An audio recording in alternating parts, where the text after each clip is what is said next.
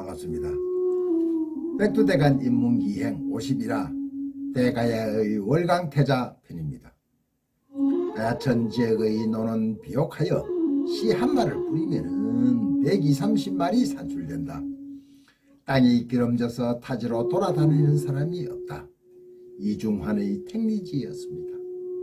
삼국지 위서 동이전에는 사만의 진한, 마한, 변한의 12 작은 나라에서 서기 42년 3월 수로왕이 철의 바다 김해 평야에 금강가야를 세우자 나머지 5칸 족장은 각각 자기 마을로 돌아가 나라를 세우니 육가야로 김해의 금강가야, 고령의 대가야, 고성의 소가야, 성주의 성산가야, 함안의 아라가야, 함창의 고로가야로 서로 연맹체를 맺고 한반도 고유의 농사와 잠업으로 누회를 기르며 북방 철기 문화를 바탕으로 농기구와 우수한 무기를 생산하며 북방 낭랑과 바다 건너 외까지 교육하며 주변 국가에 많은 영향을 주었다고 기록되어 있습니다. 가락국 초기 4세기까지 한반도 들머리에 위치한 금강가야가 발빠르게 남방 문화와 파사석탑 불교를 받아들여 선진화된 문화를 바탕으로 낭랑정맥을 타고 내려온 북방 문화와 전파 군성했다고 볼 수 있습니다. 또 다른 기록에는 신라 최치원의 서기정전의 기록에는 가야산의 산신인 정견모주가 하늘의 신 이비가지에 감응하여 대가야의 왕 내질주일과 금강국의 왕 내질청의 2사람을 낳았다고 했습니다. 내질주일은 대가야국 이진 아시왕이고 내질청에는 금강가야의 수로왕입니다. 대가야국의 월강태자는 정균모주 10대 손이며 그의 아버지 이내왕은 신라의 이찬 디지배의 딸을 맞아 청혼하여 태자를 낳았다고 기록되어 있습니다. 고령의 대가야를 세운 이진 와상왕의 경제적인 힘은 가야산 들머리 합천야로 지역의 풍성한 농사와 철광석의 생산이었습니다. 가야는 한반도에 남방문화가 들어오기 전부터 이미 풍부한 철 생산력과 벼농사, 토기 제작, 유해 등 잠업이 발달했던 것으로 볼 수 있습니다. 그중 가야를 대표하는 세락은 김해의 금강가야, 고령의 대가야, 함안의 아랑가야였습니다. 한반도 들머리 항상각 하구 김해와 부산에 위치한 금강가야는 철의 나라, 철의 바다라고 불린 김해란 지명에서 볼 때 있듯이 가야의 문화재 중 철기 유물이 유독 많이 나오고 있습니다. 가야에는 타고 다니는 말에게도 철로 만든 갑옷을 입힐 정도로 철을 다루는 기술이 뛰어났었습니다. 질 좋은 철강석이 많이 생산돼 재련기술이 발달했고 무기로 활, 환두대도 등이 발전했으며 괭이, 낫 등 농기구의 발전은 백성에게 안전된 생활을 했다는 뜻이기도 합니다. 철의 왕국 가야의 등이세, 철제, 갑옷 투구, 김해, 우계리, 제철 유적에서 볼 수 있듯이 가야의 판갑옷, 말 갑옷은 최고의 선진화된 기술이었던 것입니다. 김해 대성동 고분군에서 발견된 가야 토기는 높은 온도에서 만들어져 옹기보다 단단합니다. 가야 토기는 1200도 이상 고온 가마에서 구웠습니다. 가야의 장인들은 불과 토기의 온도와 조화와 투과 기법을 이용해서 토기를 아름다운 예술작품으로 성화시켰습니다. 함안의 아라가야는 토기의 나라라고 불릴만 했습니다. 다양한 토기로 발전했고 굽다리 토기, 불꽃문양 토기, 상행 토기를 들 수 있습니다. 김해의 대성동 고분군, 김해 대성동 고분군에서 나온 것으로 추정하는 토기 기마형 인물 불잔 국보 275호는 신라 토기의 기마 인물은 명기와 함께 고대 한반도의 기마 인물을 묘사한 대표적인 걸작 토기입니다.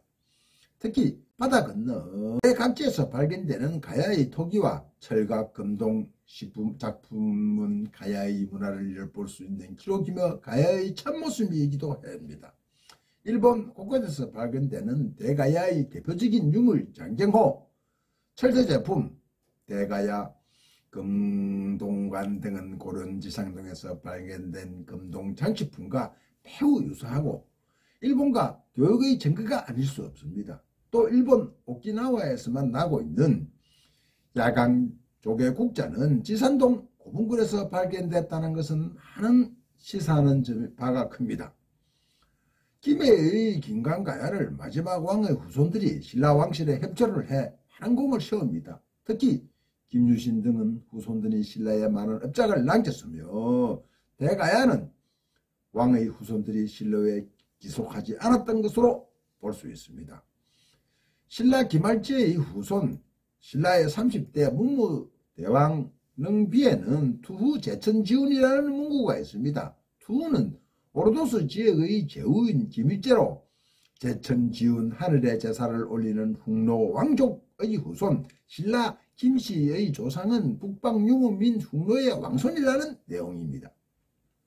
흉노 후도왕의 태자 김일제의 5대손이 경주 김씨 시조 김할지이고 김일제의 동생 김윤의 5대손이 김해 김씨의 시조 김수로라고 주장하고 있습니다. 5세기 금강가야의 뒤를 이어 발전한 대가야에는 소국에서 벗어나 국가로서 꾸준히 성장해 나갔습니다. 고령 합천을 중심으로 서쪽으로 뻗어나가 낙동, 정면과 백두, 대간, 지리산을 넘어 전라도, 장수, 남원, 순천, 여수로 세락을 확장했습니다. 그러나 백제와 신라 사이에 끊임없는 영토 전쟁을 하게 되었고 대가야는 서기 400년쯤 외여 백제와 연합하여 신라를 공격하자 신라 뇌물마리깡은 고구려 강제터 대왕에게 구원을 요청했고 고구려 오만의 정예군이 남하하자 대가야는 서서히 사분오열되었고 서기 562년 신라에 의해 정복되어 아침 이슬처럼 사라져버렸습니다. 고령군에는 낙고개의 유래에 대한 이야기가 아주 오래전부터 내려오고 있습니다. 대가야의 마지막 왕인 도설지 왕이 모둠내에서 신라 이사부 장군 화랑사단과 격전을 벌였던 곳입니다. 치열한 전투 끝에 도설지 왕이 전사하고 가야는 전쟁에서 패하게 됩니다. 모둠내에서 전투가 진행되는 동안 도설지 왕이 아들인 월강태자와 아내 무왕후는 피난길을 가게 됐는데 이들이 도성을 떠나면서 피난 갔던 길을 낯질이라고 합니다. 낯질은 비단의 한자이면 나, 비단과 질의 방언인 질에 시옷이 들어간 합성어이기도 합니다. 월강태자가 비단 용포를 입고 그 길을 걸어갔다는 말인데 비단길에 넘었다는 고개가 바로 낙고개입니다. 월강태자와 무왕후가 비단길을 가던 도중 도술지왕이 전사했다는 소식을 듣게 되고 그 자리에서 눈물을 흘리며 용포와 허리띠를 풀어 비단옷을 벗어 버렸다고 합니다. 허리띠를 풀어 옷을 버린 곳이라고 해서 그 의미로 그곳을 라델이라고 부릅니다. 가야의 멸망으로 월강태자는 결국 가야산 입선을 수도하게 됩니다. 낯질에서 나대리를 거쳐 약 500~600m를 가면 현사 입구가 나오는 월강사가 있는데 이곳에는 아직까지 월강사와 터와 탑의 흔적이 남아있습니다. 가야산 주변에는 많은 전설을 날긴 월강태자는 해인사 창건 신화의 가야산 산신 정견모주와 관계가 있습니다.